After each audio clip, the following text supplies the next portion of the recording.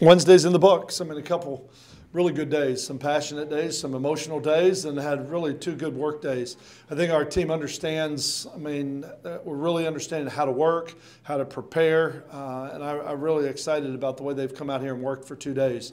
We know we've got a heck of a challenge in front of us with Southern Miss, and with them getting their win last week, they're gonna have an awful lot of emotion there, and they're gonna have a lot of excitement. And they got their stinger back with the win last week and playing really well against North Texas. And so we just got to make sure that we can go execute and give ourselves a chance to win. But really like the way the team is playing right now. When you looked more sure at tape in this week, but what do you like about the matchup most for you guys against Southern Miss Saturday? I don't know if you say what you like the most. I think I look at it, and when you look at Southern Miss, they're one-dimensional pretty much in that they have been 4 wides, 10 personnel, and throwing the ball all over the yard. Then they came out last week and rushed for over 200 yards against North Texas.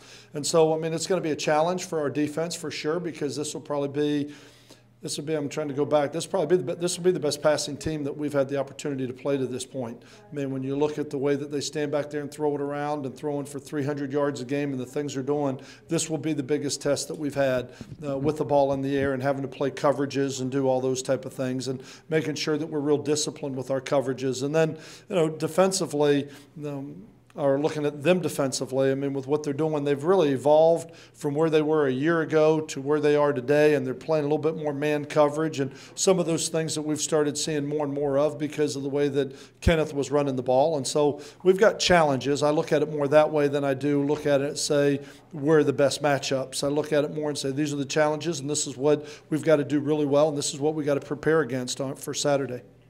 You guys have improved drastically on both sides of the ball this year, and it's been from some young players on both sides. When you're recruiting these guys, do you ever expect them to come in and say that guy's going to help us right away? A player being able to help right away happens for 2 reasons. One, his talent and how prepared he is coming in, how he can pick up an offense or a defense and step in. The other thing is there an opportunity there? If you're sitting there with juniors and seniors on your depth chart and you're too deep, it's very hard for a true freshman to get in there and play. But, when you look at some of the injuries that we've had with Sanford C., with Paul Turner, last week with Sterling, you look at some of the injuries and all of a sudden Marlon Watts is on the field and Marcus Gaines is on the field. And some of these younger guys are getting their opportunities because of some of the injuries up above them where had we been able to stay healthy through the course of the year, they all wouldn't have gotten that chance. So I think it's three key ingredients that go in to a freshman being able to play right away. And when you look at Cedric Cooper and all of a sudden when you look at Thomas McDonald, who's not playing this year, and so with him not in, you're looking for a 4th safety. He comes in, he's very talented, he's very mature, he picks it all up, and that's how it works. But even with some of the guys redshirt, and I look at Cameron McKnight, I look at Tywan Walters, I look at some of these young guys that are redshirt and Price Wilson, Alex Woodall, and I'm really excited about the future. They just haven't had their opportunity this year. Russell Ferris, one that you did mention. I'm not saying you didn't on purpose. But, no. He had a decorated high school career, played both ways. Did y'all know before he signed with you guys that you wanted him on defense instead of offense? We did. We looked at him and said we felt like we have a spot there. When you talk about the depth, we felt like we had a spot there. We were going to move him over. We talked about let's see what he's going to do as a safety. If he can't be a safety, we can move him down to that Sam linebacker.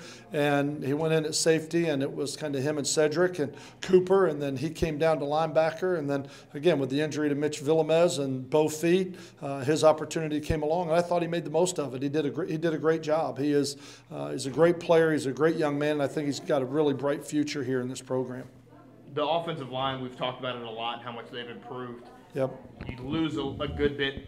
You lose your right tackle to graduation. How do you feel about those guys going forward? When I look at the O-line in the future, I get excited about what I see. And I say, you lose Trey Carter, you lose Rick Greenwald, you lose Mitchell Bell, and you're too deep right now. You lose 3 of those players. But I look at a young guy like Shane Carpenter, who I think is going to be really good. I look at both Jens Danielson and Darryl Brown are playing really well right now. And I think both of them are playing at starter levels. I mean, Jens Danielson went in last week and I thought played a great second half in that football game. And so I think those 2 are definitely quality enough to be starters. I look at the way that Kirby Wixon and Brunson have been playing at guard, and I look at Mahaffey and Josh Robinson and the way he's coming along. And I think there's quality depth here. What we got to do is make sure that we go get some good young players that have a chance to come in and help fulfill the depth that we have on our football team on the offensive line right now. You're talking about the offense, and you entered the season knowing your defense was going to be your bell cow at least start the year, and needing to find a way to build confidence and rhythm in your offense. The fact that the defense is giving you your average starting position off interceptions on the opposing 30, on fumbles, the opposing 42, is that allowing the short fields, is that helping your offense build confidence maybe quicker than if you weren't getting that many turnovers? Yes and no. It's a lot easier to drive 30 yards to score than it is 80 yards to score. So definitely last year when you looked at it, we got a lot of turnovers, but we got them all right before they got in the end zone. So we were all 80, 90 yards away. It's harder to score, but the offense still's got to put it in the end zone. I mean, they could go out there and take a sack and fumble and get a penalty and knock themselves out of field goal range. But I think it's a combination of both. I think the offense has improved. The offense has been able to make some plays to put the ball in the end zone and to score. Sterling made a great play. Marcus Gaines made a great play off a turnover the week before. We've had a number of guys that have really stepped up and made some key plays to be able to put the ball in the end zone. But I think it's a combination, and we've talked in this room about as a team what we got to do and how you work together, that if the offense is turning the ball over on its own 20-yard line and our defense is playing defense on the edge of a cliff, it's hard to feel really good about your defense. And it's the same thing with the defense. If they're getting turnovers 80 yards away, it's hard in college football today to consistently drive 80 yards to put points on the board. Looking at the teams you're about ready to face, you faced a lot of running teams up until this point, but now it seems like over the next few weeks, really up until Rice, you're going to see a lot of passing teams. The next 4 teams they put the ball in the air for sure, and we talked about it in the open date and spent a lot of time in pass skill and pass defense and the things that we were going to need coming forward. But and this will be our first test. I mean, because like I said, this will be the best team that we have played that throws the ball as much as they do to this point in the season, because we have played a lot more running football teams. So it'll be a challenge for us, and we're going to have to change gears a little bit. We'll be tested in a different way than we have been in the first 7 weeks of the season with our defense, but I'm excited about watching them step up. Talk about that. How much did it make you go back and look at that Northwestern State film?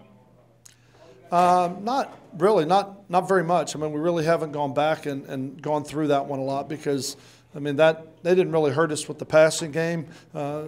We hurt ourselves with the 5 turnovers, 3 of them in the fourth quarter, So we haven't really gone back and looked at that just from that standpoint. And so we know what we got to do. We know what we're up against, and I think both sides of the ball are excited about the challenge we have coming in. Well, how does Southern Miss's offense in their philosophy compare to Northwestern State?